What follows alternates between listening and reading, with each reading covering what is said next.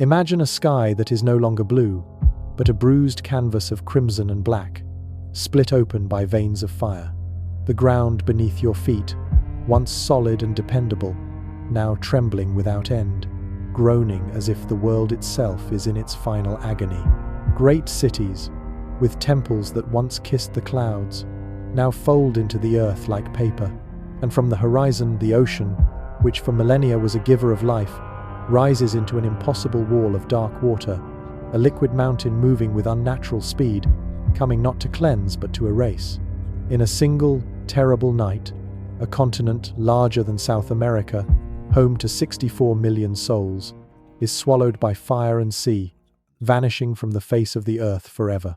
What if this is not a scene from a work of fiction? What if it is not a myth, but a memory? The deeply buried, traumatic memory of all humanity, echoing down through thousands of years. Good evening. I am Mr. H, and this is Mystery History for Sleep, a quiet harbor where we explore the whispers from our forgotten past. Now let us return to that impossible night, and to the name of the world that was lost, Mu. For what follows this cataclysm is a silence in our history books that lasts for thousands of years, and when the story of humanity seems to begin again, it does so in a strangely sophisticated and disconnected way. Suddenly, pyramids of astonishing precision rise in Egypt, advanced calendars are carved into stone in Mesoamerica, and across the vast Pacific, Polynesian navigators chart the stars with a knowledge that seems far too old for their time. Mainstream history tells us these were all independent sparks of genius, but the legend of Mu offers a different, more haunting explanation. They were the fragmented legacies of the survivors, refugees from a drowned world who carried pieces of their magnificent, lost knowledge to the far corners of the earth. Let this story be the gentle current that carries you toward the shores of sleep. Simply allow your mind to drift on the surface of this deep and ancient ocean, as we search for the faint, ghostly light of a world that was erased, but perhaps never truly gone. If a world was truly lost, if a civilization that formed the very bedrock of our own was swallowed by the sea, would any trace of it remain? Would the relentless currents of 10,000 years grind every temple to dust, every city to sand? Our history books are written on the assumption that what lies on dry land is the sum of our story. But the land is only 30% of our world. The rest is the ocean, the least explored, most mysterious part of our own planet. And it is there, in the abyssal depths, that we must begin our search, enigmatic footprints of what might have been. Our first destination takes us to the far western edge of the Pacific, to the Ryukyu Islands of Japan. It was here, in the year 1986, that a local diver named Kihachiro Aratake was scouting the waters off the coast of the small island of Yonaguni. He was looking for a new place to observe hammerhead sharks when he saw something that made him pause, something that did not belong in the wild, untamed geometry of the natural world. Rising from the seabed, 90 feet below the surface, was a monolith of staggering size and impossible shape. It was a single, immense block of sandstone, nearly 500 feet long and 130 feet wide, and it appeared to have been carved, shaped, and terraced with intelligent intention. This structure, now known as the Yonaguni Monument, has become one of the most polarizing mysteries in modern archaeology. To those who see the hand of humanity in its form, it is nothing less than a sunken city, a remnant of a civilization of unimaginable antiquity. They point to its most striking features with a sense of awe. There are vast, flat terraces that end in perfectly vertical drops. There are shapes that look uncannily like immense staircases, ascending the side of the monolith as if meant for giants. One area, nicknamed the Main Terrace, is a broad, flat platform that looks for all the world like a ceremonial stage or the foundation of a great temple. Nearby, a separate stone feature has been dubbed the Turtle, for its uncanny resemblance to a colossal sea turtle carved from the rock. Masaki Kimura, a marine geologist from the University of the Ryukyus, has spent decades studying the site. Convinced that it is artificial, he has claimed to identify not only architectural features, but also what he interprets as tool marks left in the stone, drainage channels, and even a primitive form of rock art resembling animals and human faces. In his vision, Yonaguni was a coastal acropolis, part of a larger city that was submerged by a massive earthquake and tsunami thousands of years ago, long before the first stones were laid at Giza. Could nature, with its random forces of erosion and tectonic stress, truly carve with such precision? Could it create 90-degree angles and symmetrical patterns on such a monumental scale? To its proponents, the answer is a firm and resounding no. This, they insist, is the work of a lost culture. Yet, for every argument in favor of its artificial origin, there is a sober and compelling scientific counterargument. Geologists, most notably Dr. Robert Schoch of Boston University, have studied the monument and come to a very different conclusion. They point out that the entire structure is composed of a fine-grained Miocene sandstone, a type of rock that is known for its tendency to fracture along very straight, clean planes. The region is tectonically active, subject to constant earthquakes and immense pressure. Over millennia, this pressure can cause the rock to split in a grid-like pattern, creating the very right angles and flat surfaces that look so man-made. The so-called staircases, in this view, are simply horizontal bedding planes, natural layers within the rock, which have been exposed by erosion. The vertical walls are the result of vertical fractures.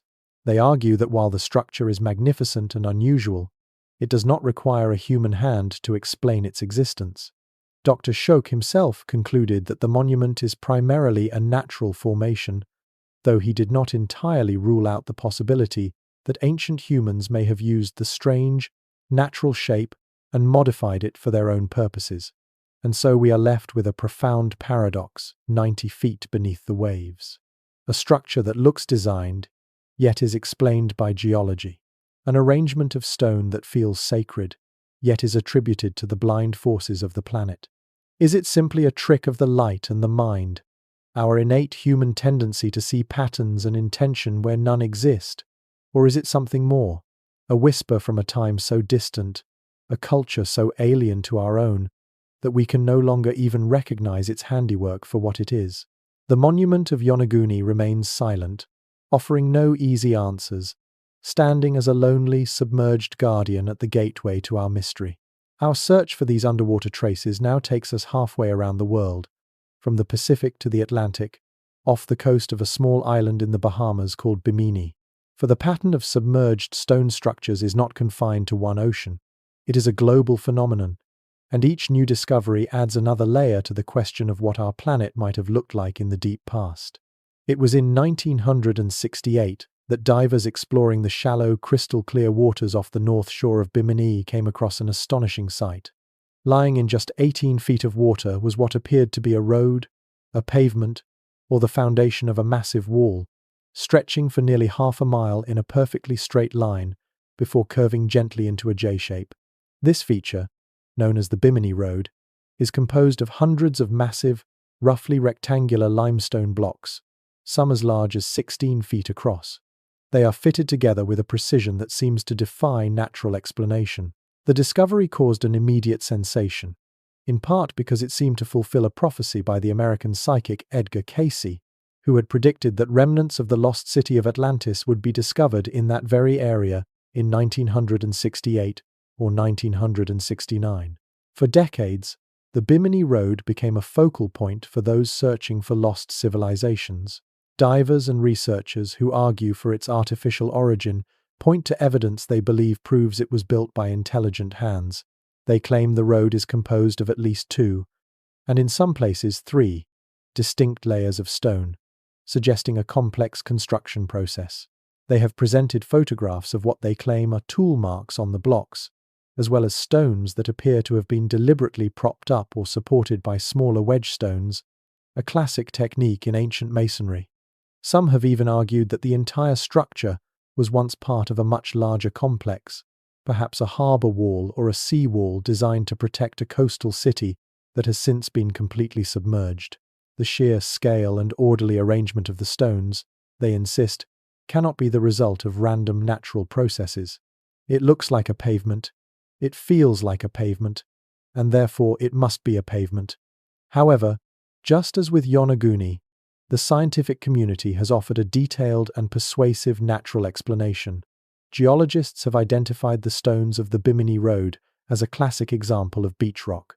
Beach rock is a type of sedimentary rock that forms naturally in the intertidal zone, right where the waves break on a beach.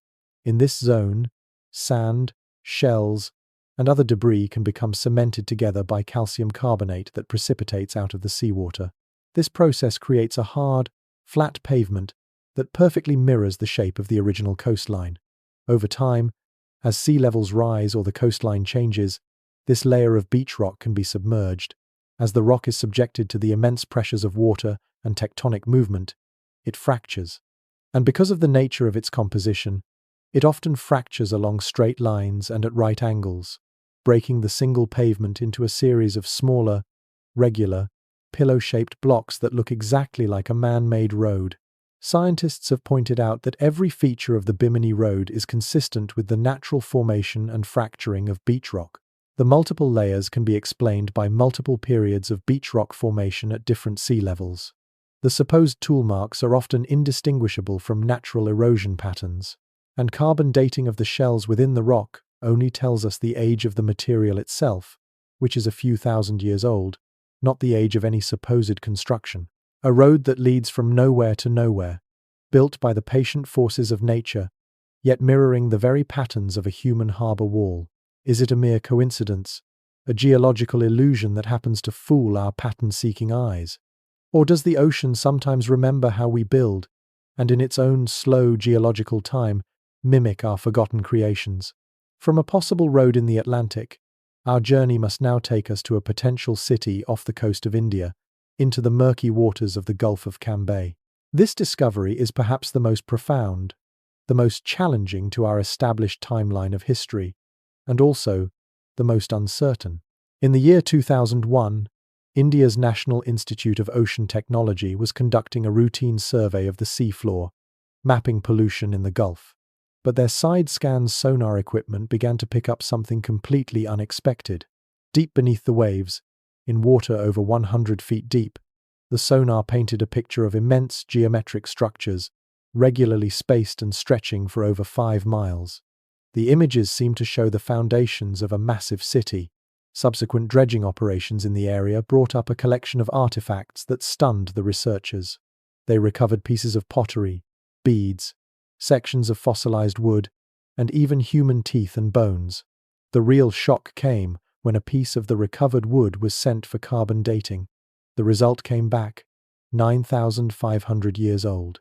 If this date is accurate, and if the artifact is truly associated with the underwater structures, then this city would predate the oldest known cities of Mesopotamia and Egypt by more than 4,000 years. It would completely rewrite our understanding of when and where urban civilization began. It would suggest the existence of a highly advanced culture at the end of the last ice age, a culture that history has no record of. A culture that could, in theory, be a candidate for one of the lost colonies of Mu, founded by survivors of the Great Cataclysm. Yet, this discovery, for all its revolutionary potential, is shrouded in deep controversy. The Gulf of Cambay is known for its incredibly powerful and turbulent tidal currents, some of the strongest in the world. Geologists argue that these currents could easily carve natural rock formations that appear geometric on sonar scans. Archaeologists, meanwhile, have raised serious questions about the association of the dredged artifacts with the sonar anomalies. They argue that the powerful currents could have scoured these artifacts from numerous ancient riverbeds and settlements along the coast, and deposited them randomly across the sea floor over thousands of years. Finding a 9,000-year-old piece of wood in the same general area as a sonar anomaly does not prove that the two are from the same time, or that the anomaly is a city. Without a full-scale in-situ excavation, which is incredibly difficult and expensive at that depth and in those currents, the connection remains unproven, and so, the lost city of Cambay remains a ghost. A tantalizing image on a sonar screen, its staggering age defying our timeline of civilization, yet its very existence unconfirmed. It is a powerful question mark, a potential revolution in our history, buried beneath 120 feet of water and a sea of profound scientific doubt. Yonaguni, Bimini, Cambay. 3 different oceans, 3 similar mysteries, each a silent, stony Rorschach test on the ocean floor. We see in them what we are prepared to see: the hand of nature, or the ghost of a forgotten world. Are these simply isolated geological quirks, strange but meaningless coincidences scattered across the globe? Or are they the faint, eroded footprints of a single, global maritime culture? A civilization whose knowledge of the oceans was so complete that they left their mark on shores that are now deep beneath the waves, their heartland erased, leaving only these enigmatic traces at its forgotten periphery. For what if the most profound evidence for a lost global civilization is not hidden on the ocean floor, but has been standing in plain sight all along, its true meaning simply forgotten? What if the greatest wonders of the ancient world are not isolated achievements, but connected nodes in a vast and intricate system, a planetary network of energy and information whose power source has vanished into the sea? In the early 1900s, an English antiquarian and photographer named Alfred Watkins was riding his horse through the hills of Herefordshire. As he looked out across the landscape, dotted with ancient mounds, stone circles, and old churches, he was struck by a sudden revelation. It seemed to him that these ancient sites were not scattered randomly, but were arranged in perfectly straight lines that crisscrossed the entire countryside. He called these alignments lie lines. Watkins theorized that they were ancient trade routes or trackways, navigated by sighting from one hilltop to the next. To him, it was a practical matter, a lost map of prehistoric Britain etched upon the land itself. But others who followed took his simple observation and expanded it into something far more mystical, far more profound. They proposed that these were not mere trackways for travelers, but conduits for something unseen, lines of terrestrial energy, currents of telluric force that flow through the body of the earth, just as meridians of energy are said to flow through the human body. The ancient builders, in this view, were not just superstitious primitives, they were master geomancers, psychic surveyors who could sense these lines of power and who deliberately built their most sacred structures, their temples, their pyramids, their stone circles at points where these lines intersected, creating places of enhanced power, healing, and spiritual connection. What began as a local observation in the English countryside soon grew into a breathtaking global hypothesis. Researchers began drawing lines across world maps, connecting the most significant and enigmatic sites of antiquity, and a stunning pattern began to emerge. A straight line drawn from the Great Pyramid of Giza in Egypt passes directly through the ancient temple complex of Baalbek in Lebanon and onward to the ruins of Persepolis in Persia. Another line connects the magnificent Sun Temple of Konark in India with the sacred sites of Angkor Wat in Cambodia and the mysterious Plain of Jars in Laos. The connections grew bolder, spanning entire oceans. The Great Pyramids of the Sun in Teotihuacan, Mexico, were found to lie on a direct alignment with the stone circles of Stonehenge in England, separated by 5,000 miles of land and sea.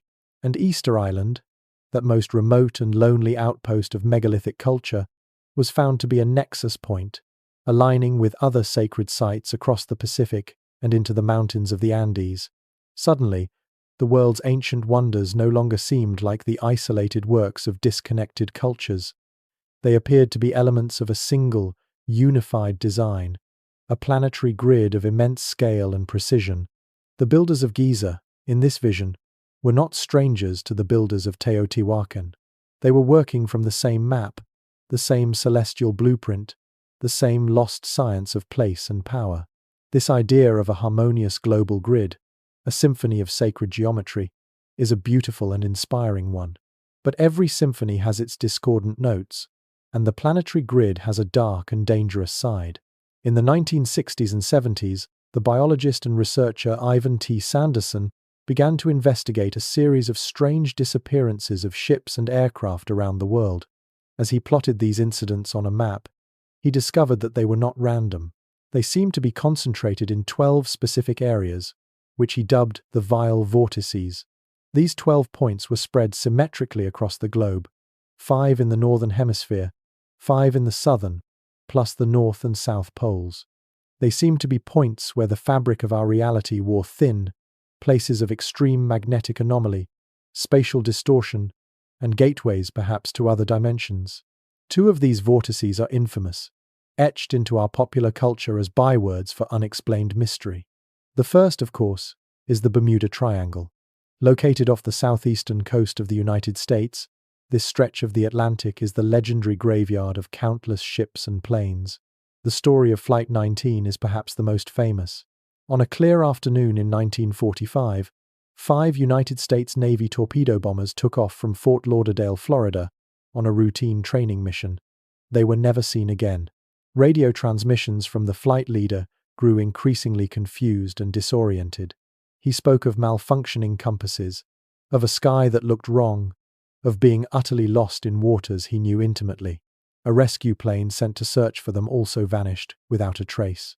The second great vortex lies on the opposite side of the planet, in the waters south of Japan, an area known as the Devil's Sea, or the Dragon's Triangle. Like its Atlantic counterpart, this region has a long and dark history of swallowing vessels. Between 1952 and 1954 alone, Japan officially lost 5 military vessels in this area, prompting the government to declare it a danger zone. It is a place where fishermen have reported seeing ghost ships, strange lights rising from the water, and a thick, disorienting fog that appears without warning and seems to swallow all sound. Sanderson discovered that these 2 infamous triangles were not unique, but were nodes in his larger pattern of 12. Other vortices were located in the Algerian desert, where strange magnetic anomalies are common, off the coast of South Africa, where rogue waves are known to rise from calm seas, and in the Wharton Basin of the Indian Ocean, a place of intense seismic activity. These were the broken, dangerous points on the grid, places where the ancient energy had become unstable and destructive. This brings us to the ultimate question. If this planetary grid, with its sacred sites and its dangerous vortices, is a real phenomenon, who built it, and what was its original power source? The sheer scale of the system suggests a civilization with a global reach and a profound understanding of physics and cosmology, far beyond anything our history books admit to. This is where the legend of Mu returns to the center of our story. Proponents of the grid theory propose that this entire system was the work of the lost civilization of Mu. The Great Pyramids and stone circles were not just markers, they were functional devices. They were harmonic resonators, energetic amplifiers, and planetary acupressure needles, designed to tap into, channel, and stabilize the natural life force of the planet for the benefit of all life. In this breathtaking vision, Mu was not just a continent, it was the central processing unit of a living technological planet. It was the heart of the system, the nexus from which all the lines of power emanated, and its destruction, 12,000 years ago, was not just the loss of a landmass. It was a catastrophic blow to the entire global grid. The power source was extinguished. The heart stopped beating. The network was thrown into chaos, its energies running wild and unchecked. In this view, the vile vortices are the direct result of the fall of Mu.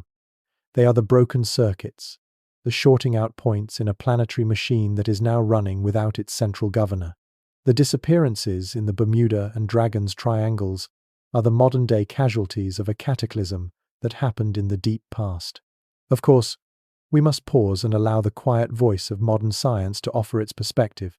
Mainstream science has never found any measurable evidence for the existence of ley lines or a global energy grid. Geologists explain that the Earth's magnetic field has natural variations and anomalies, and these do not conform to any neat geometric pattern. Furthermore, statisticians point to a cognitive bias known as apophenia, the human brain's powerful tendency to find meaningful patterns in random data. With tens of thousands of ancient sites scattered across the Earth, it is statistically inevitable that some of them will appear to line up in straight lines, purely by chance. As for the vile vortices, detailed analysis of shipping and aviation records by organizations like the United States Coast Guard and Lloyd's of London has shown that the Bermuda Triangle and the Devil's Sea are not statistically more dangerous than any other heavily trafficked region of the ocean. The stories of disappearances are often embellished, conflated, or fail to mention the severe weather conditions that were the likely cause of the accidents. And yet, the idea of a hidden order, of a lost global science, holds a powerful allure. It speaks to a deep intuition that the world is more connected and more mysterious than our science is currently prepared to admit. Whether the grid was a physical reality of energy or a symbolic reality of a shared global culture, it forces us to consider the builders. Who were these people with the knowledge, the vision, and the power to conceive of such a planetary plan? To find them, we must now look beyond the stones and the maps, and into the strange and beautiful legends of the people who called Mu their home. History has no name for this global civilization, no record of its kings, no account of its rise. And yet, one name does echo down to us, a whisper from a single, controversial source, the Nahekal. According to the tablets that James Churchward claimed to have translated, this was the name of the people who inhabited the lost continent of Mu. They are the ghost in this grand machine, the central enigma around which all of these mysteries revolve. Churchward painted them in utopian strokes, a unified and harmonious people, 64 million strong, living in a state of enlightenment that humanity has not seen since. But as we peel back the layers of this legend, and as we compare it with the strangest anomalies in the archaeological and mythological record, a more unsettling and profound question begins to form. Were the Nahekal simply an advanced branch of humanity? Or were they something else entirely? To answer this, we must begin with their very form, with the echoes of their physical presence left in the bones and legends of the earth. Before the age of man, there was an age of giants. In the Hebrew Bible, they are the Nephilim, the mighty ones of old, who walked the earth and took human wives. In Greek mythology, they were the Titans, primordial beings of immense power, who ruled before the Olympian gods. In Ireland, they were the Fomorians, a race of giants who were said to have come from beneath the sea. These are stories we have long dismissed as fantasy, as the imaginative attempts of our ancestors to explain natural phenomena like earthquakes and volcanoes. But what if they are not fantasies? What if they are the fragmented, mythologized memories of a real founding race? A race of beings who were physically larger, stronger, and perhaps longer lived than modern humans. A race that Churchward called the Nahekal. This idea might seem to belong purely to the realm of myth, if not for the strange and persistent physical evidence that seems to support it. Our journey takes us to the arid coast of Peru, to a peninsula called Paracas. It is here that, in the 1920s, archaeologists unearthed a vast and ancient necropolis containing the remains of a mysterious people. What was astonishing about these remains was not their age, but the shape of their skulls. They were elongated, stretched backwards into a conical form, with a cranial volume that was, on average, 25% larger than that of a modern human skull. Furthermore, some of the skulls appeared to lack the sagittal suture, the fibrous joint that runs along the top of the skull and connects the two parietal bones in a normal human. For decades, the scientific consensus has been that these skulls are the result of artificial cranial deformation, or head binding, a practice known to have existed in many ancient cultures around the world. By binding a child's head with cloth or boards, the soft bones of the skull can be forced to grow into an elongated shape. But this explanation, while accounting for the shape, does not fully account for the increased cranial volume or the missing sutures. You can change the shape of a box, but you cannot easily increase its internal capacity. In recent years, controversial DNA analysis has been performed on some of these skulls, with preliminary results suggesting they contain mitochondrial DNA with mutations unknown in any known human, primate, or animal. The researchers have even suggested that the genetic differences are so great that they would not have been able to interbreed with humans. While these findings are far from being accepted by the mainstream scientific community, they open a door to a breathtaking possibility. What if the people of Paracas were the descendants of a pure, or purer, Nahekal bloodline? A ruling caste, or a priestly class perhaps, who preserved the unique physiology of their ancestors from the lost continent of Mu. What if their elongated skulls were not the result of artificial binding, but a natural genetic trait, the sign of a mind that was biologically different, and perhaps more advanced, than our own? This is the kind of physical anomaly that haunts the edges of our history, a piece of a puzzle that does not seem to fit. And it is not alone. In the jungles of Mexico, we find the colossal stone heads of the Olmec civilization. carved with astonishing skill from single boulders of volcanic basalt. These heads, some weighing over 40 tons, portray individuals with features that are unlike those of the native Mesoamerican people. Broad noses, full lips, and a powerful, serene gaze. Scholars have long debated their origin, but in the context of our mystery, they could be seen as portraits of the Narkal colonists, missionary kings, who brought the culture of the motherland to new shores. If the physical form of the Narkal was so distinct, what then of their minds, their society? Here the mystery deepens, for the world they are said to have inhabited is almost alien in its harmony. Churchward's account, supported by the recurring themes in utopian myths, describes a civilization without war. Imagine a world of 64 million people, spread across a continent, with advanced technology and vast resources that did not fracture into competing empires. A society that did not devote its immense energy to conquest, subjugation, and the endless cycle of violence that has defined every chapter of our own recorded history. To a modern mind, this seems impossible. It suggests a psychology, a collective consciousness, that was fundamentally different from our own, a people who had either overcome, or never possessed, the tribal instincts for conflict and domination. Their spiritual life was said to be the source of this harmony. The Narkal, according to Churchward, did not worship a pantheon of jealous, squabbling gods as the Greeks or Mesopotamians did.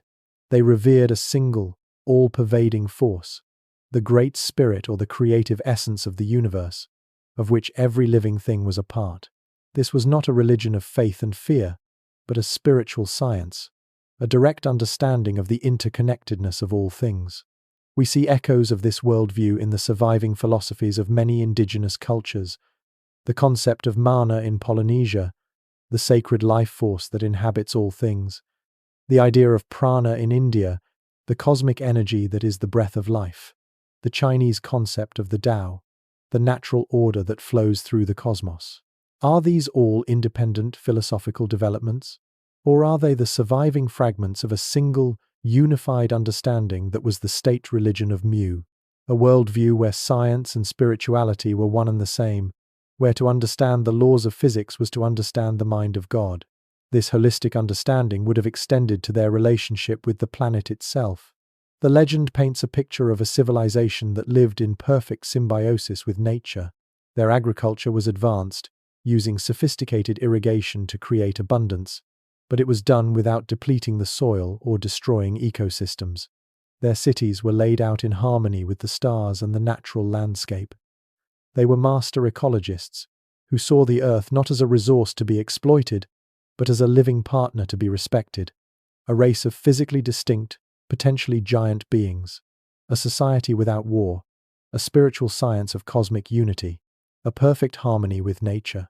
When we assemble these pieces, the image that emerges is of a people so far removed from the human beings of recorded history that we are forced to confront the most speculative and provocative theory of all. Given their seemingly non-human physiology, their impossibly harmonious society, and their advanced knowledge of the cosmos, could it be that the Narkal were not entirely from Earth?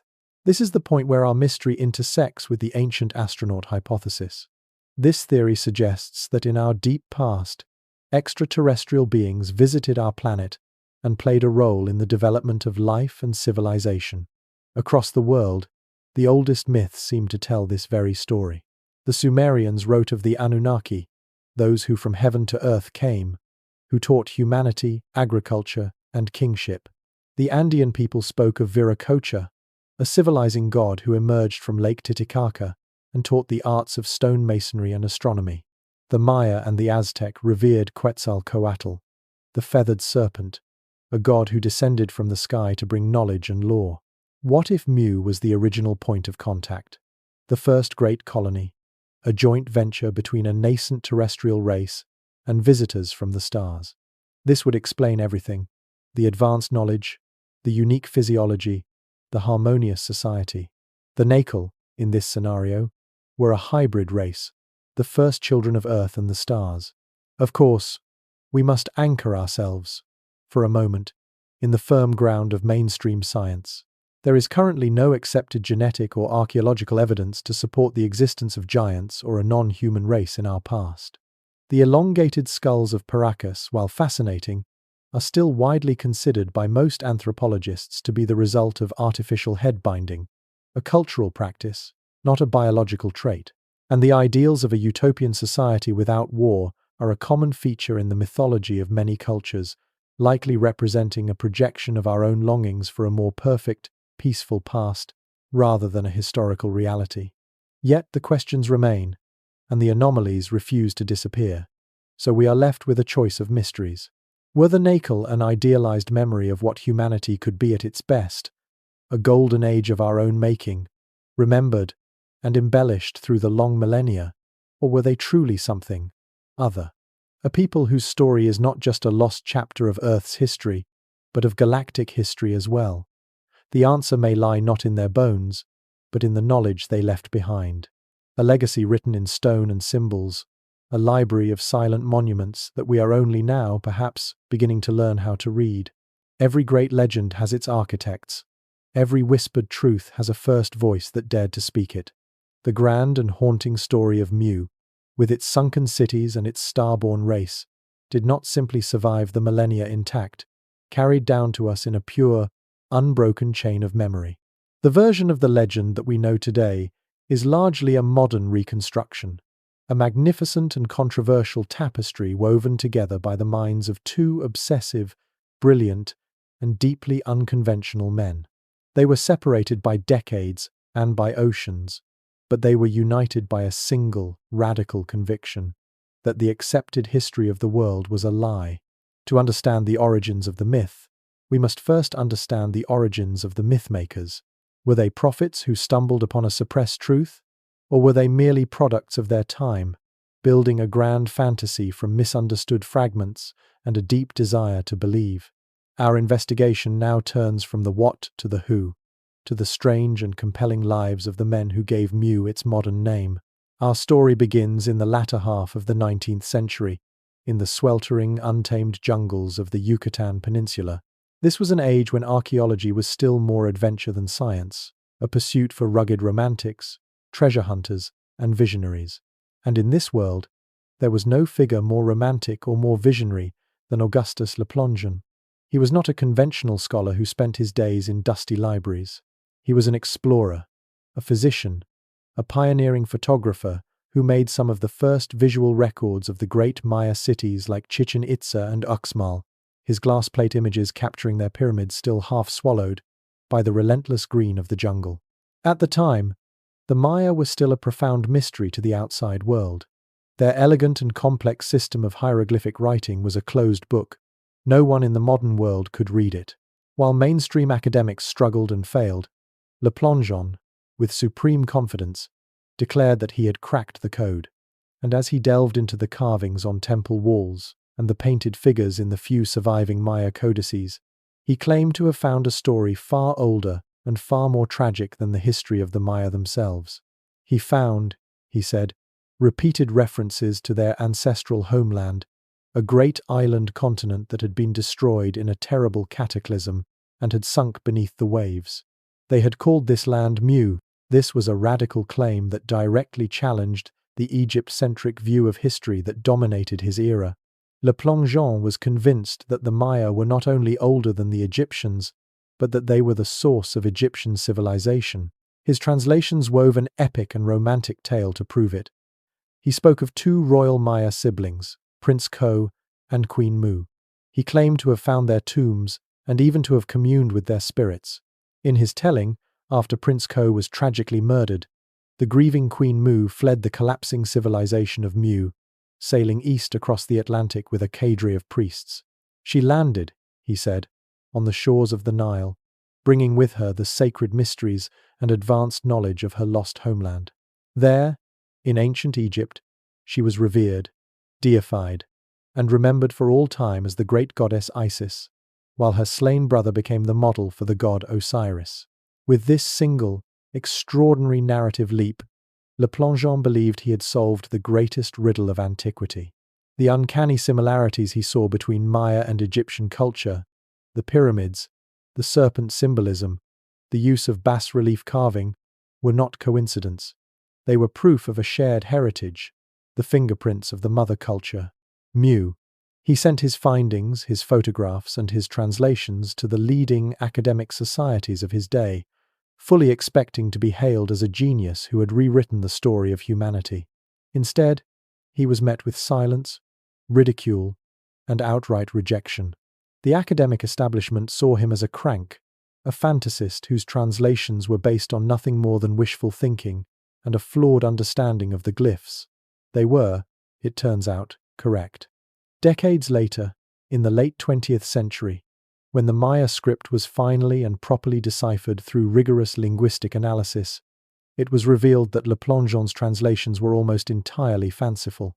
The stories of Queen Mu and the flight to Egypt were nowhere to be found.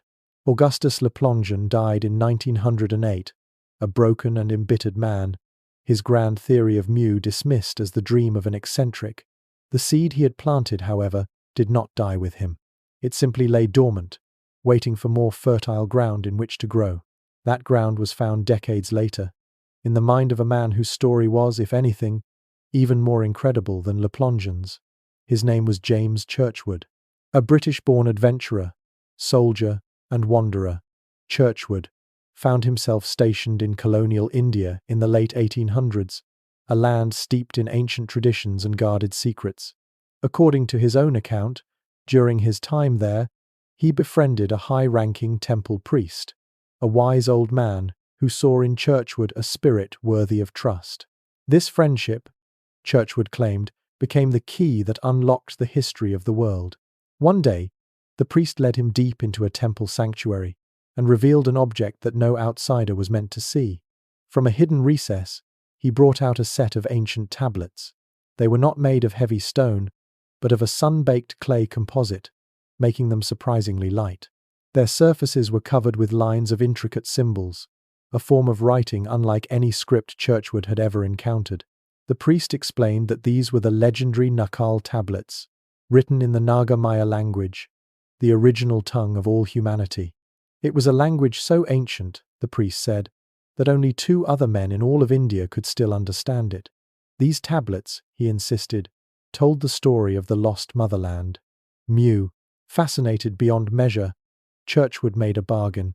He would spend years, however long it took, learning the cryptic language from the priest, and in return, he would dedicate his life to preserving and sharing the story they contained. And so, for years, he labored over the cryptic symbols, memorizing their curls, dots, and spirals, until he claimed to have mastered the script and could read the oldest story ever recorded. What unfolded, he later wrote, was nothing less than the first history of mankind, a detailed account of the continent of Mu.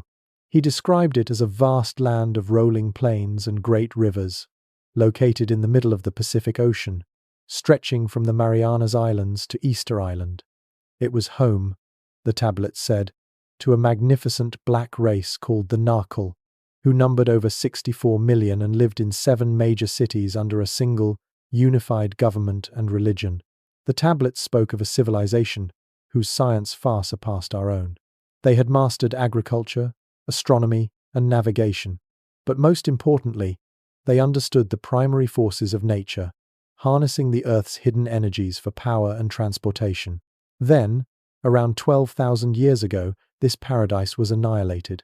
In a single night of volcanic eruptions and earthquakes, the continent fractured and sank into a great abyss of fire, swallowed by 50 million square miles of water. Only a few survivors escaped in ships, carrying the fragments of their knowledge to the corners of the earth, where they would plant the seeds of all subsequent civilizations: the Maya, the Egyptians, the Indians, the Babylonians. In the 1920s and 30s, Churchward published a series of books detailing his findings, beginning with The Lost Continent of Mu, Motherland of Man. The books were an international sensation. In a world reeling from the chaos of the First World War, the story of a lost golden age of peace and enlightenment was enormously appealing.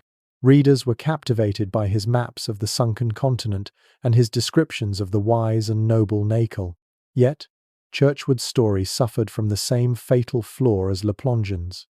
The central evidence, the Nakal tablets themselves, was never produced for independent examination. No museum ever housed them, No other scholar ever saw them. They existed only in his testimony. To skeptics, this was damning proof that he had invented the entire tale, perhaps inspired by Le Plongeon's earlier work and the popular esoteric theories of the time, such as Theosophy's talk of lost continents like Lemuria. To believers, it was simply a matter of faith. Churchward was protecting a sacred trust and could not reveal the tablet's location.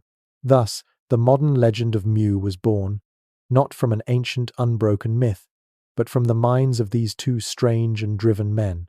But the legend they crafted, detailed, compelling, and enduring, would become the definitive story of Mu, its origins in these two enigmatic figures almost as mysterious as the continent itself.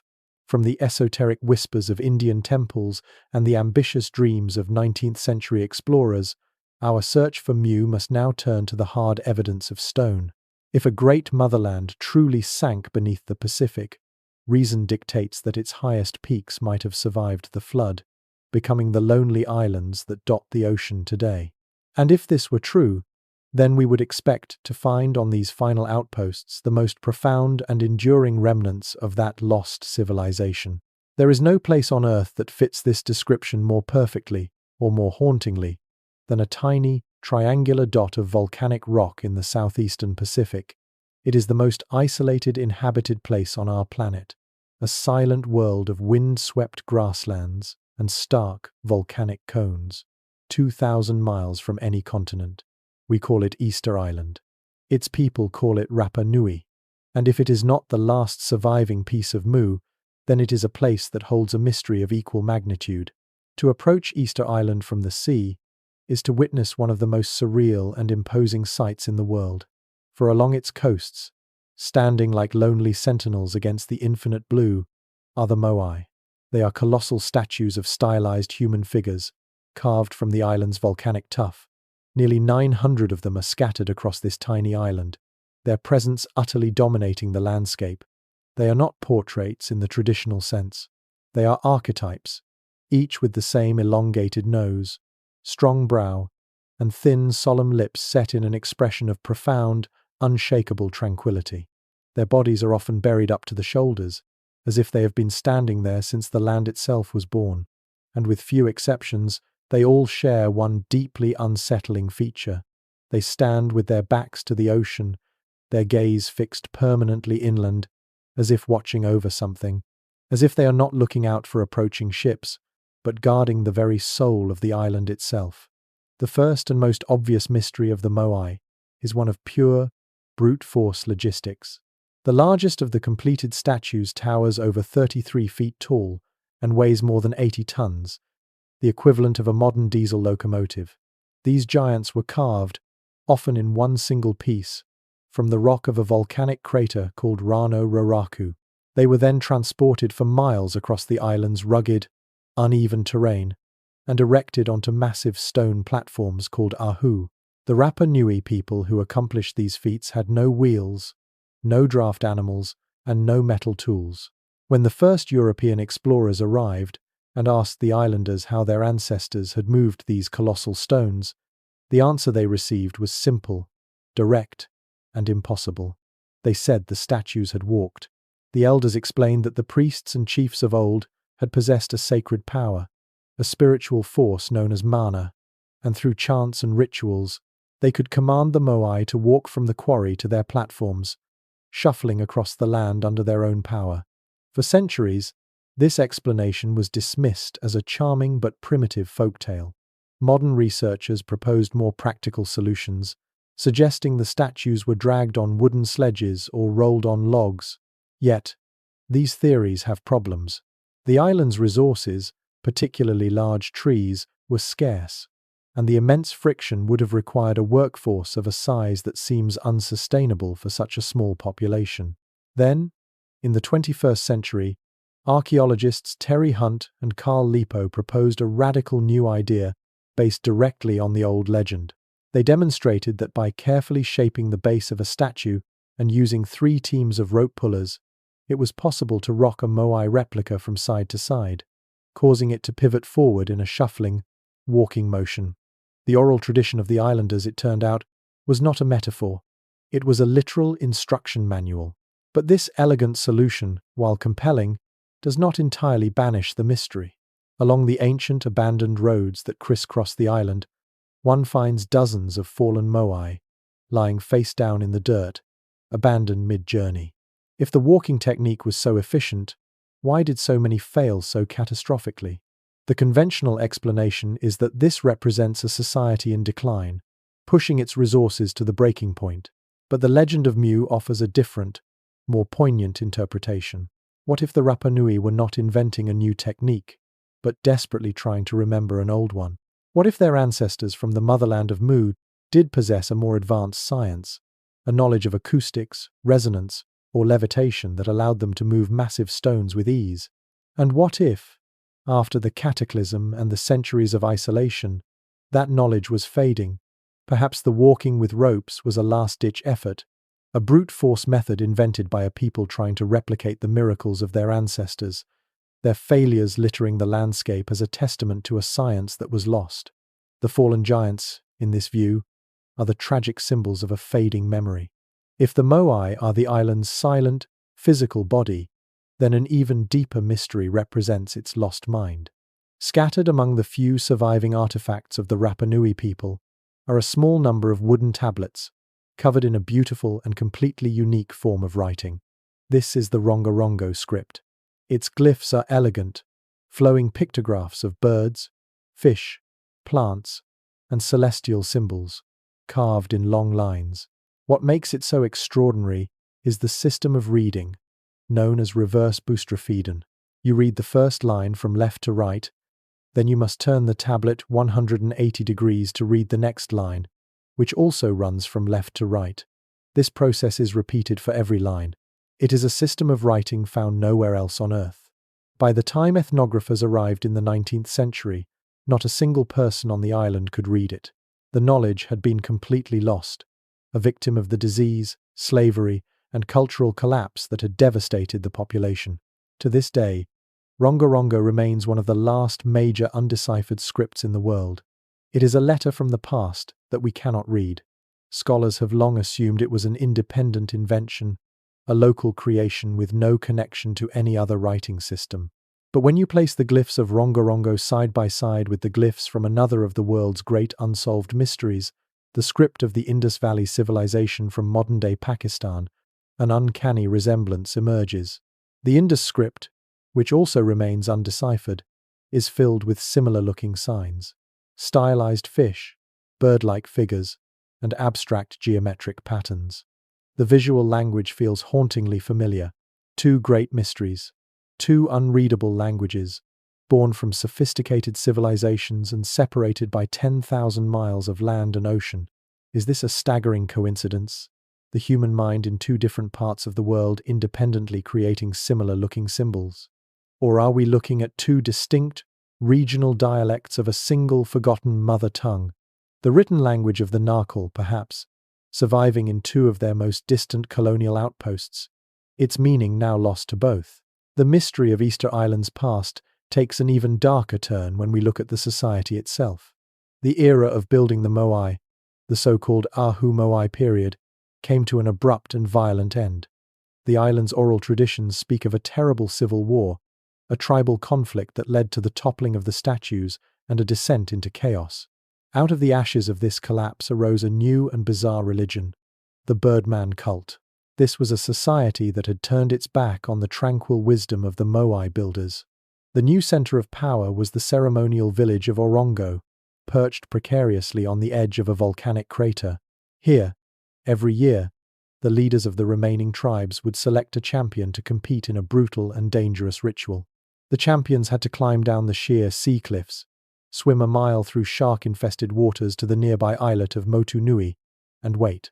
The first man to find the first egg, laid by a sooty tern, secure it, and swim back to the main island without breaking it, would be named the Tangata Manu, the Birdman. He and his clan would then rule the island for the next year. This was not a step forward in civilization. It was a desperate fall into a state of ritualized warfare and superstition. It speaks of a society that had suffered a profound trauma, a complete cultural collapse. They had forgotten how to walk the statues. They had forgotten how to read their own sacred writing. All that was left was a brutal competition for survival, a ritual that seems like a dark and tragic parody of a once great civilization. But what caused this collapse? The most fascinating clue lies in the island's own deepest legend, the story of a great war between two different peoples who inhabited the island. They were known as the Hanau Epe, or the Long Ears, and the Hanau Momoko, or the Short Ears. According to the tradition, the Long Ears, so named because they used decorative plugs to elongate their earlobes, were the original inhabitants, the wise and powerful builders of the Moai. They were later joined by the Short Ears, who were more numerous. For a time they coexisted, but eventually conflict erupted, culminating in a genocidal battle where the Short Ears trapped the last of the Long Ears in a ditch and burned them alive. Who were these Long Ears? Were they simply an early ruling class, distinguished by a cultural practice? Or does the legend preserve the memory of two distinct races? A memory, perhaps, of the last pure-blooded descendants of the Narkal colonists, a tall and wise people who were overthrown and exterminated by a later population that no longer understood, and perhaps came to fear the old ways and the silent giants they had created. Easter Island, then, is not a simple story of a primitive people who foolishly cut down all their trees, as the popular narrative often suggests. It is a far more complex, tragic, and profound mystery. It is the story of a people clinging to the fragments of a magnificent inheritance they no longer fully understood. They were a people living in the shadow of their own ancestors, surrounded by giants they could no longer move, and a sacred language they could no longer read. Easter Island is a microcosm of the larger story of Mu. It is a world in miniature, a laboratory of loss, showing us not only the sublime heights a forgotten civilization could achieve, but how catastrophically and completely it could fall, and how its most profound secrets could be hidden, even now, in plain sight. If Rapa Nui is a final, fading echo of a world that was lost, then are there other, louder echoes? Are there other signatures in stone, scattered across deserts and jungles, that speak the same forgotten architectural language? It is a shape that is both profoundly simple and impossibly complex. It is the pyramid. We have come to see this shape as the hallmark of a few specific cultures, most notably the ancient Egyptians and the Maya. But this is an illusion of our limited historical focus. The reality is that the pyramid is a global phenomenon. It is an architectural meme, an idea that appears in dozens of cultures across thousands of years and thousands of miles, cultures that should, by all conventional accounts, have had no contact with one another. The enduring question, the one that lies at the very heart of the mystery of our shared past, is why? Did this perfect, stable, mountain-like form arise independently in the minds of a dozen different peoples, a classic case of convergent evolution in engineering? Or is it an inheritance? A single, deliberate blueprint, a piece of a master plan left behind by a single, forgotten source, a mother civilization we have come to call Mu? To begin to unravel this puzzle, we must start with the two prime exhibits, the undisputed titans of the pyramid-building world, the complexes at Giza in Egypt and Teotihuacan in Mexico. On the Giza Plateau, the Great Pyramid stands as a monument not only to a pharaoh, but to a level of technical precision that remains baffling to this day. It is composed of some 2.3 million blocks of stone, some weighing as much as 80 tons, all quarried and transported and lifted with a precision that would challenge even modern engineers. But its true mystery lies not in its size, but in its encoded knowledge. The Great Pyramid is aligned to true north with an accuracy of within 3/60ths of a degree, a feat that is almost supernaturally precise. Its dimensions are said to contain profound mathematical constants. Its perimeter, divided by twice its height, yields a number remarkably close to pi. Its proportions reflect the golden ratio, phi, the sacred number of harmony and growth. This was not just a pile of stones, it was a mathematical treatise, a library of cosmic knowledge written in the language of geometry. Now, let us travel 4,000 years forward in time and 7,000 miles across an impassable ocean to the highlands of central Mexico. Here, we find the vast, silent city of Teotihuacan. It is a city dominated by its own colossal pyramids, the Pyramid of the Sun and the Pyramid of the Moon, all connected by a grand, 2-mile-long boulevard known as the Avenue of the Dead. For decades, archaeologists saw this as a magnificent but uniquely Mesoamerican creation. But in the late 20th century, researchers like Robert Bovell and Graham Hancock pointed out a stunning and deeply uncomfortable correlation. The layout of the three main pyramids at Giza, they argued, was a perfect terrestrial map of the three stars in Orion's belt. Then, they discovered that the layout of the entire city of Teotihuacan, with its main pyramids and temples, also appeared to be a map of the heavens, mirroring not only Orion's belt, but the wider constellation as well. Let us pause to consider the implications of this. Two of the greatest and most iconic sacred complexes on Earth, built by two entirely different civilizations, separated by an immense gulf of time and space, both appearing to be architectural replicas of the exact same star system. Mainstream history has no explanation for this. It is dismissed as coincidence, as our own pattern-seeking minds projecting meaning onto the stones. But to those who suspect a deeper story, this is the smoking gun. This is the evidence of a shared, hidden knowledge, a sacred science of the stars that was inherited by both the Egyptians and the people of ancient Mexico. An inheritance, they suggest, from a common ancestor. This is where our journey truly begins. For Giza and Teotihuacan are not alone. They are simply the most famous examples of a pattern that unfolds as we look closer at the forgotten corners of our world. Let us travel to the Shaanxi province of China, near the ancient capital of Xi'an. Here, scattered across the plains, are dozens of massive earthen mounds. They are pyramids, their sharp lines softened by centuries of agriculture, but their four-sided, cardinal-aligned structure is unmistakable. The most legendary of these is the so-called White Pyramid, a structure rumored to be nearly 1,000 feet tall, which would make it the largest pyramid on Earth. While its existence remains debated, the surrounding complex of smaller pyramids is very real, yet they remain largely unexcavated and shrouded in official secrecy by the Chinese government, fueling endless speculation about what secrets they might hide. From China, our journey takes us to the heart of Europe, to the hills of Bosnia. Here, in the town of Visoko, a researcher named Semir Osmanagic has made one of the most controversial claims in modern archaeology. He asserts that the hills dominating the town are not natural formations, but are in fact a complex of ancient, man-made pyramids, the largest of which, the Pyramid of the Sun, is taller than the Great Pyramid of Giza.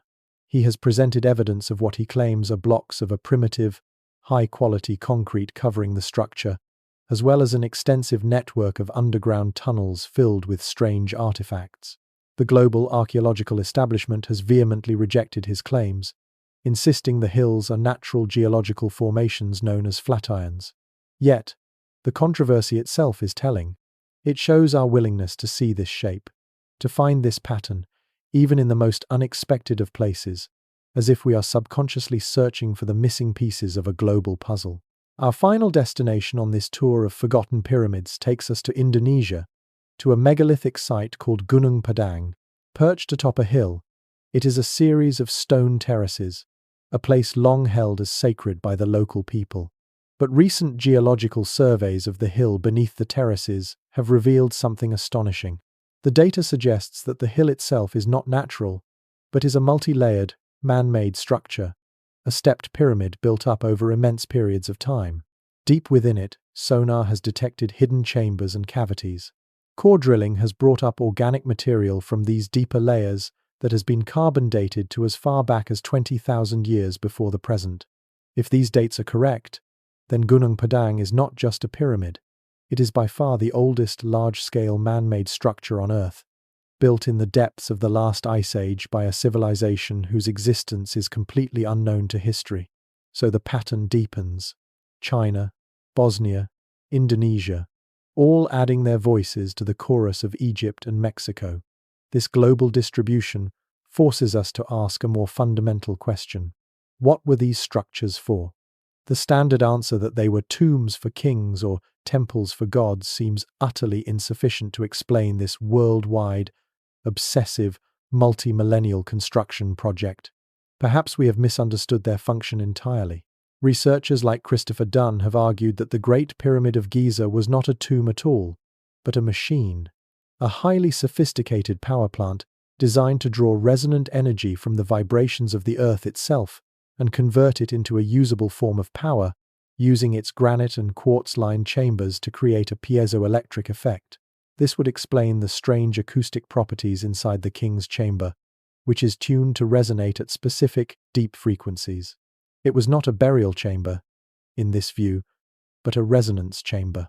This radical idea recasts the entire global pyramid network. They were not just monuments to the dead, but living instruments of a forgotten science. They were the functional nodes of the planetary energy grid we explored earlier, designed to harmonize the planet, facilitate communication, or tap into a form of physics based on sound, vibration, and consciousness that we have long since forgotten. They were the technology of a civilization that built not with circuits and steel, but with stone, sound, and starlight. The technology of Mu, and so we are left with this blueprint, a single, repeating idea etched in stone across the face of our entire planet. Is it merely a testament to the universal nature of human ingenuity, a stable shape we were destined to invent again and again in our reach for the heavens? Or is it something more? Is it the single, indelible signature of a mother civilization, a piece of architectural DNA that proves we are all the children of a single, lost world? To answer that, we must now turn from the what to the why.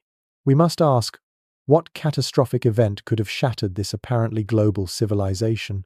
What terrible trauma could have wiped its memory so cleanly from our history, leaving only these silent, stone puzzles behind?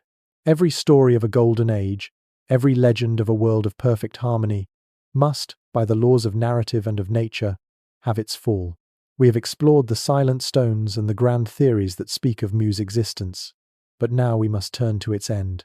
We must face the most important and the most unwritable chapter in its saga. How does a world die? James Churchward, in his translations of the supposed Nacl tablets, painted a simple and terrifying picture, a single, apocalyptic night of fire and earthquakes, in which the very foundations of the continent gave way, and it plunged into a volcanic abyss. It is a powerful, cinematic image, but one that our modern understanding of geology cannot support. Continents do not simply sink, but this does not mean that a global civilization cannot be annihilated.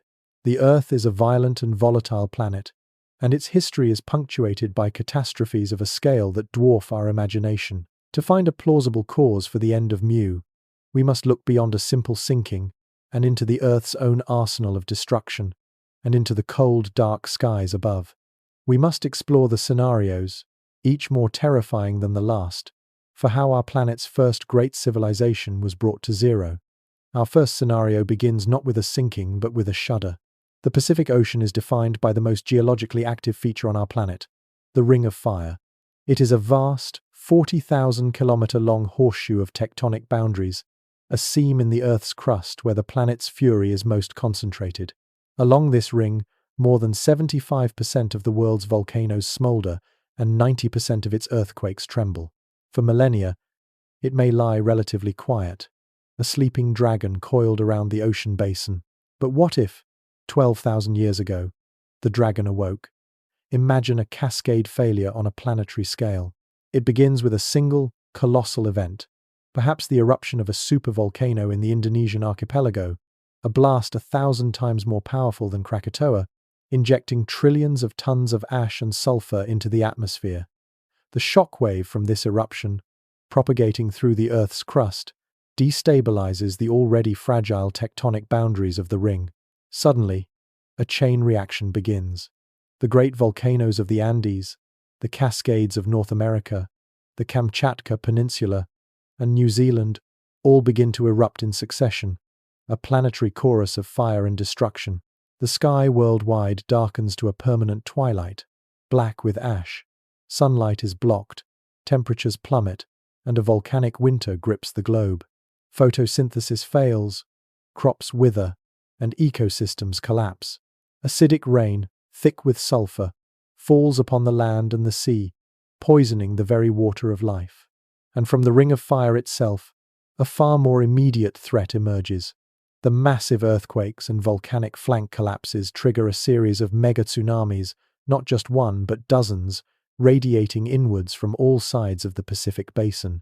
Walls of water, hundreds of feet high, race across the ocean at the speed of a jetliner.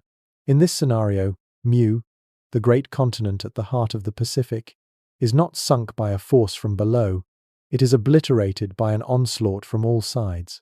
It is washed over by waves so immense they would strip the land down to bedrock, erasing its cities, drowning its fields, and leaving behind nothing but a shattered, scoured ruin that the rising sea levels would then patiently, inexorably, cover over. This would be a death by 1,000 cuts, a planetary siege from which there could be no escape. This terrestrial apocalypse is a terrifying possibility, but it is not the only one. For what if the true killer did not come from within the Earth at all? What if it came from the cold, silent darkness of interstellar space? Let us turn our attention to one of the most profound and violent climate mysteries in the geological record, the Younger Dryas. For thousands of years after the end of the last ice age, the Earth was gradually warming. The great ice sheets were in retreat, and life was flourishing. Then, around 12,900 years ago, something happened. Suddenly, and catastrophically, the warming stopped and reversed. In a geological heartbeat, temperatures in the northern hemisphere plunged back to near-glacial conditions. This was not a gradual cooling, it was a climatic snap, a sudden and brutal return to winter that would last for over 1,000 years. For decades, scientists struggled to explain this event. Then, a new and radical theory emerged, the Younger Dryas impact hypothesis. This theory proposes that around 12,900 years ago, the Earth passed through the debris stream of a large, disintegrating comet. A swarm of fragments, some miles wide, slammed into our planet, with the largest pieces striking the North American ice sheet. The resulting cataclysm would have been almost biblical in its scale.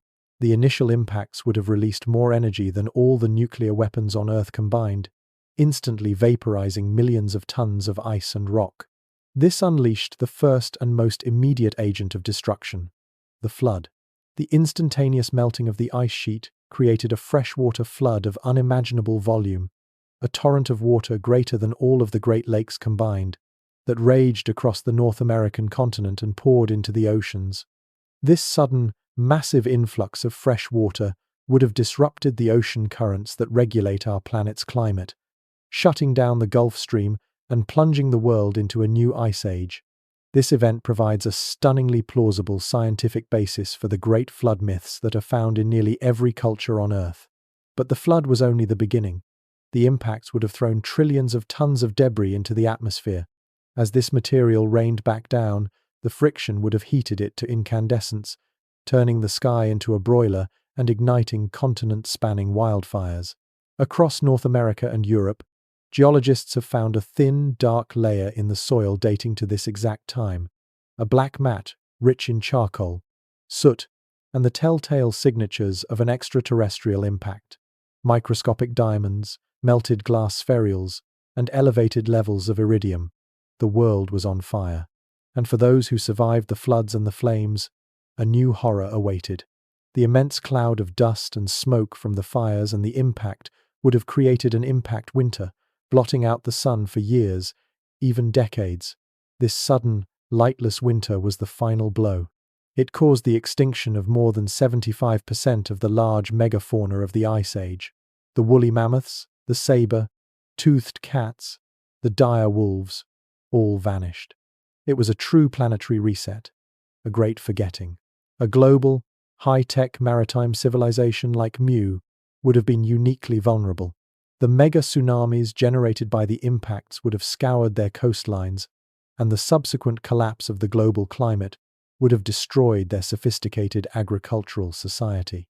The fall of Mu, in this scenario, was simply one part of a much larger, global extinction event. These two scenarios, one from the Earth and one from the sky, are both grounded in scientific possibility. But there is a third scenario, a more unsettling one, that comes not from geology or astronomy, but from the most ancient and sacred texts of humanity. What if the destruction of Mu was not an accident of nature at all? What if it was deliberate? Let us turn to the ancient Sanskrit epics of India, the Mahabharata and the Ramayana. These are not just religious myths. They are vast histories that describe events of a staggering scale. They speak of great wars between powerful dynasties, but they also speak of a war in the heavens, a conflict between gods and demigods fought with flying machines called Vimanas and with weapons of unimaginable power.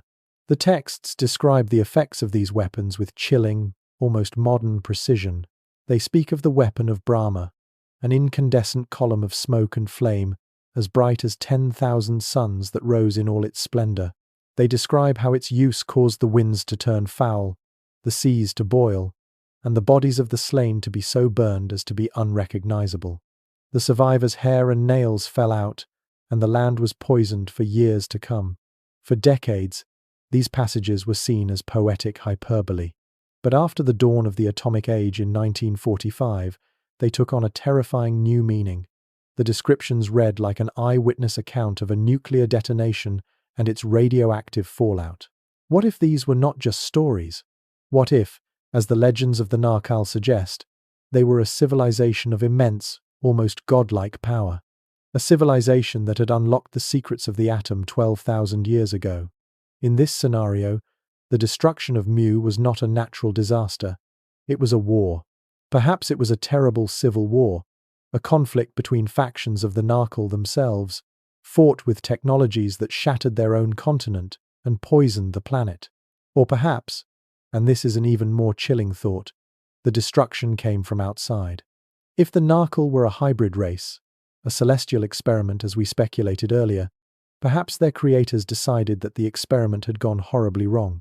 Perhaps humanity had become too powerful, too arrogant, or too dangerous, and the decision was made to perform a planetary cleansing, a surgical strike from the heavens to erase their creation and start again.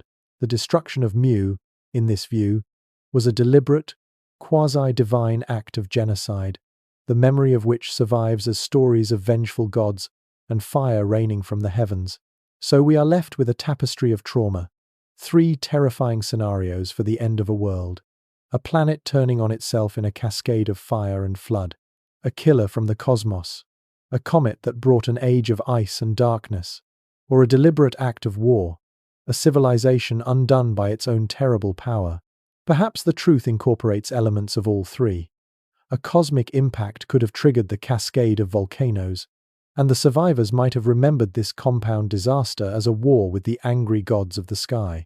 Whatever the ultimate cause, the result was the same: a global cataclysm that shattered the first great civilization of mankind, a great forgetting from which we are only now beginning to recover. The world that emerged from this fire and flood was a broken one.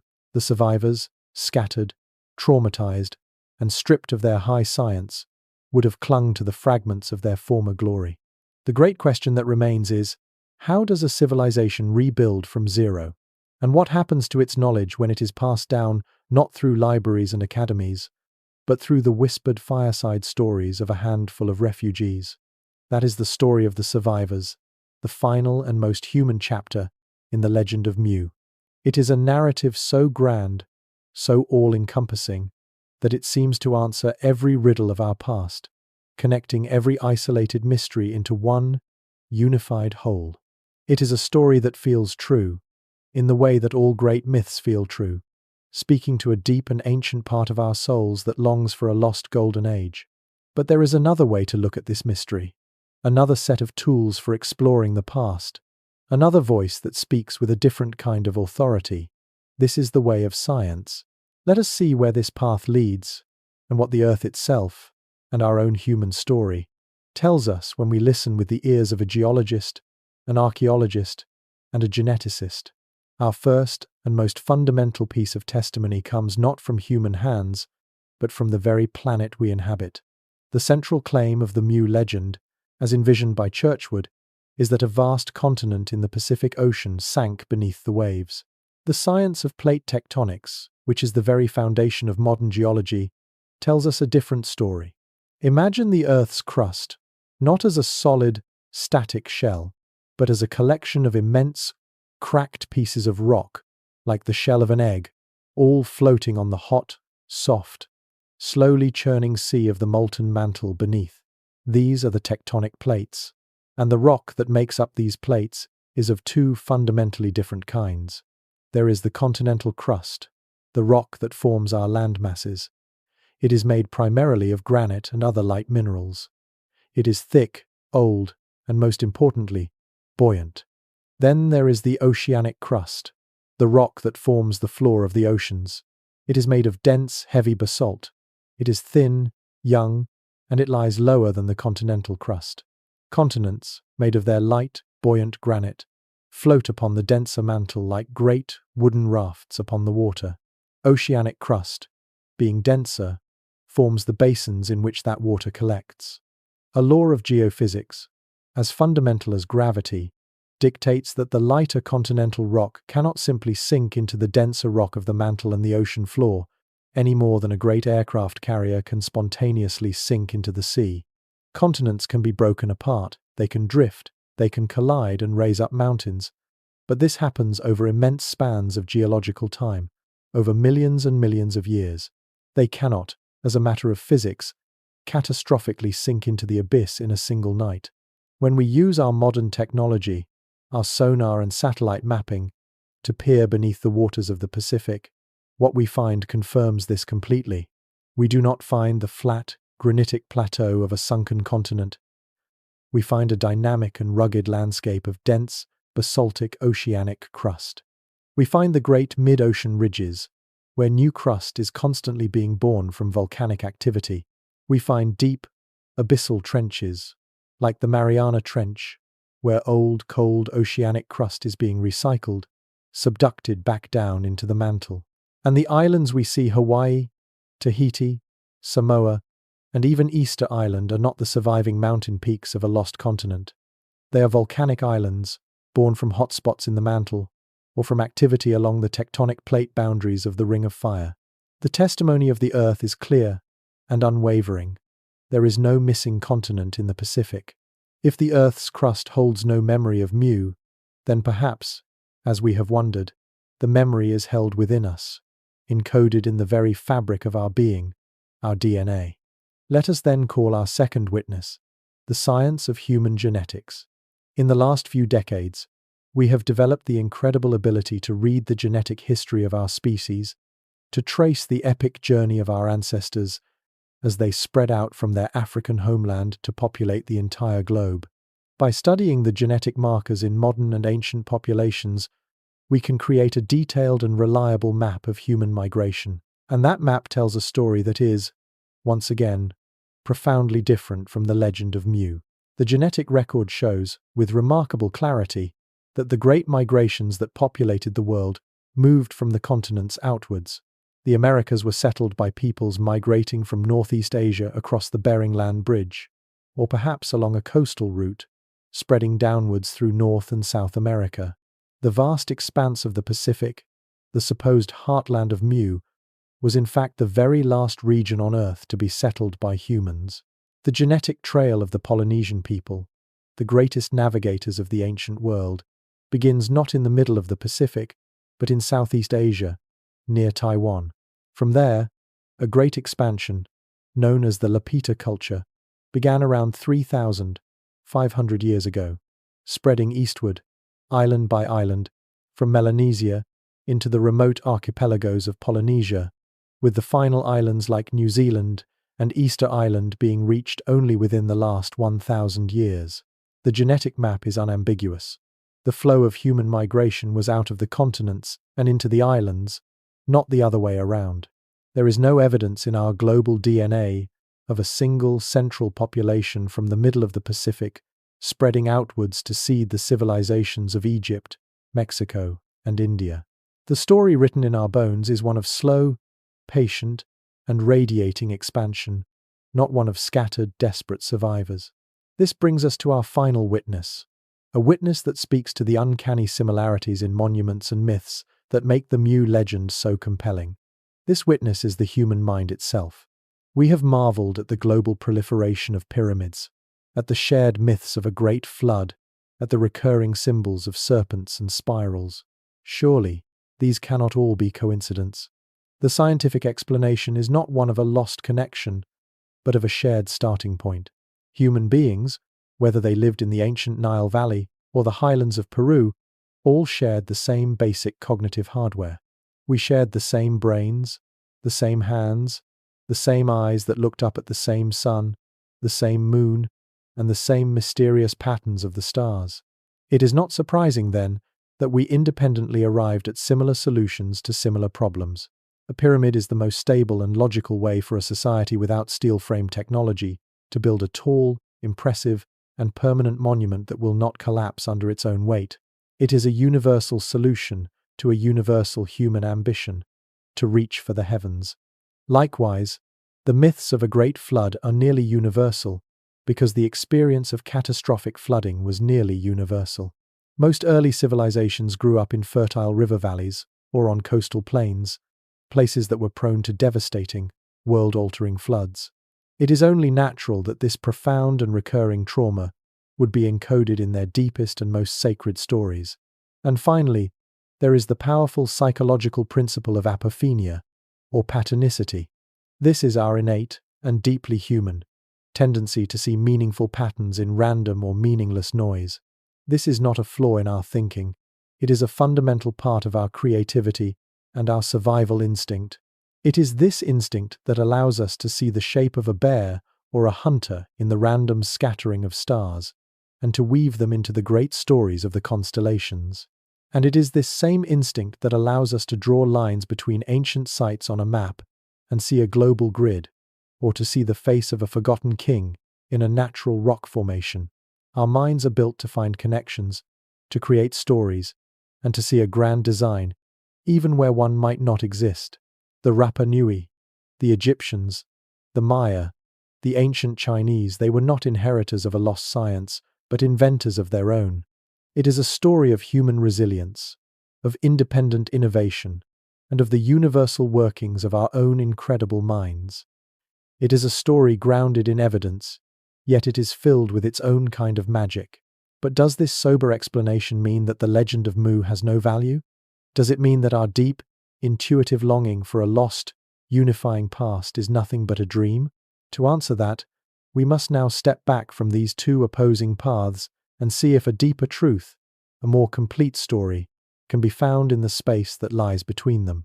What if the legend of Mu is not a single, clear photograph of a lost continent? What if, instead, it is a magnificent mosaic, a work of art created over millennia from the shattered, brilliant pieces of 100 real histories, 100 real traumas, and 100 real migrations, all cemented together by the enduring power of human memory? This is the mosaic theory, an idea that does not seek to debunk the legend, but to understand its heart. To see this mosaic, we must first look at the individual tiles from which it was made. Let us begin in Southeast Asia, during the depths of the last ice age. At this time, so much of the world's water was locked up in immense glaciers that the sea level was nearly 400 feet lower than it is today. What is now the scattered archipelago of Indonesia and Malaysia was then a single, vast, continuous landmass, a tropical continent larger than modern India, known to geologists as Sundaland.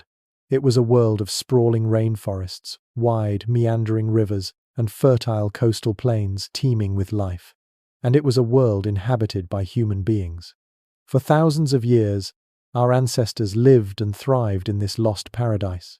But as the Ice Age ended and the great glaciers began to melt, the seas began their slow, inexorable rise. Year by year, generation by generation, the ocean crept inland, swallowing the plains, turning valleys into seas, and transforming the great continent into a broken chain of islands. This was not a single, dramatic cataclysm, but a slow-motion apocalypse that unfolded over centuries.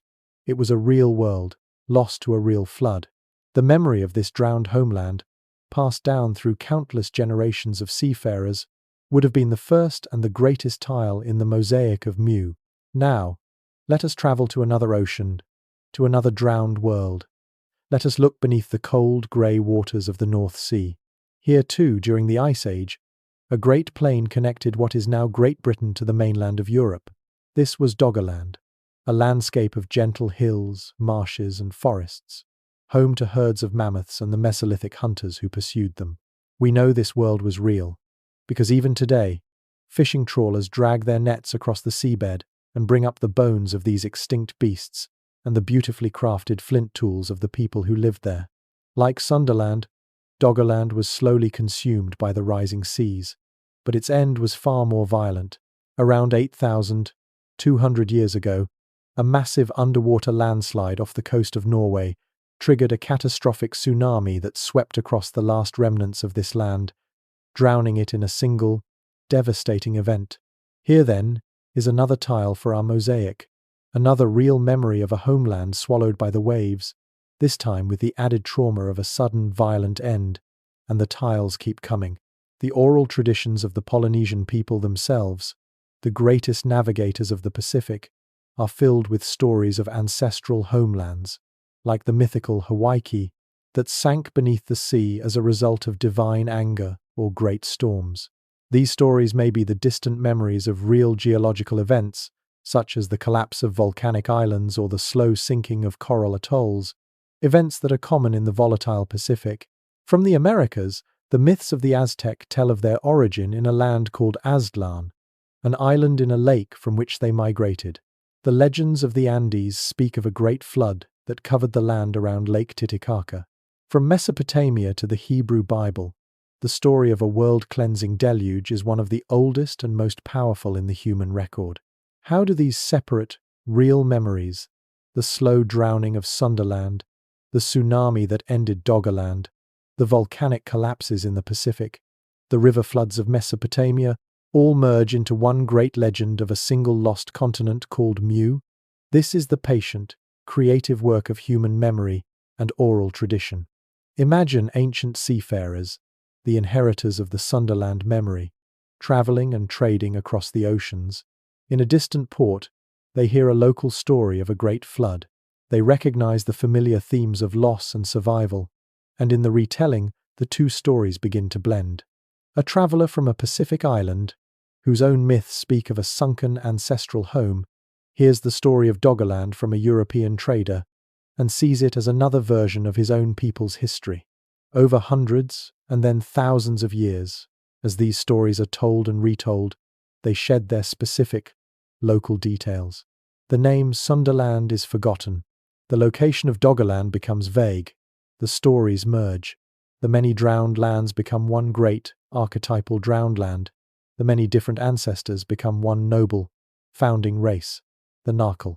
And the many different monuments and achievements of unconnected cultures, the pyramids, the megaliths, the navigation techniques are retrospectively attributed to this single, imagined source. To see the legend of Mu as a mosaic is not to diminish its power. In fact, it enhances it. It transforms the story from a dubious and unprovable historical claim into a profound and legitimate human archive. The legend of Mu, in this light, becomes one of humanity's oldest and most important stories. It is the collective, mythologized memory of our entire species' long, difficult, and often traumatic relationship with the rising seas at the end of the last ice age. It honors the real histories and the real traumas of countless ancient peoples, instead of erasing their individual achievements and attributing them to a single, mythical race. The true heroes of this story are not the fictional Narkle, but the real Mesolithic hunters of Doggerland, the real seafarers of Sunderland, and the real Rapa Nui, who carved their grief into the stone of Easter Island. And this interpretation carries with it a powerful and urgent resonance for our own time. As our own glaciers melt, as our own sea levels begin to rise, we find ourselves facing the same threat that our distant ancestors did. The low-lying islands and coastal cities of our own world are now at risk of becoming the drowned lands of the future. Our descendants, thousands of years from now, may tell their own myths of a great, global civilization from the early 21st century that was lost to the waves, a time of legendary cities called New York, or London, or Tokyo. We are, in a very real sense, living through the events that are creating the next chapter of the Mu legend. And so, the story of Mu finds its most beautiful and enduring form. not as a lost continent of stone and soil, but as a continent of memory, a symbolic motherland built from the real sorrows and the real triumphs of our scattered ancestors. This is why the legend feels so true, because in its heart, it is. It is a testament to what we have survived. James Churchward and Augustus Le Plongeon were not fabulists in the simple sense. They were men who were listening to a real, ancient and powerful echo, but they mistook the sound of a great chorus for a single voice. They found the brilliant, shattered tiles of the mosaic, and in their passion and their eagerness, they believed they had found a single, unbroken stone. The legacy of Mu, then, is not buried beneath the waves of the Pacific. It lives on within us. In the stories we tell to make sense of our past, in the monuments we build to defy our mortality, and in the persistent, universal dream of a world more ancient, more wise, and more unified than our own. But now, as our journey comes to its gentle close, perhaps we can see that this was never the most important question. The more profound question is why the story endures at all. In the literal world of geology and genetics, the great Pacific continent of Mu, as imagined by James Churchward, likely never existed. The Earth's crust has no great scar to mark its passing. The map of our own DNA tells a different story of migration, one that moves from the continents to the islands, not the other way around. The stones remain silent, the bones do not confess, and the ocean floor keeps its basaltic secrets. In this sense, the case is closed. And yet, the story refuses to sink. It persists with a strange and beautiful resilience, proving that some ideas are immune to the cold, hard facts of the world. The legend of Mu endures, not as a fact in a textbook, but as a powerful and immovable presence in our collective imagination. It has become something more than a failed hypothesis. It has become a continent of memory, a symbolic motherland that speaks to our deepest and most universal longings. It represents a dream of a golden age, of a time before our world was fractured into 1,000 competing tribes and nations, a vision of a unified humanity living in harmony with itself and with the planet. Perhaps the enduring power of the legend is that it functions as a perfect mirror. When we gaze into its deep and mysterious waters, we do not see a lost civilization. We see ourselves. We see our own profound desire for a shared origin, for a single, unifying story that can bind us all together as one family.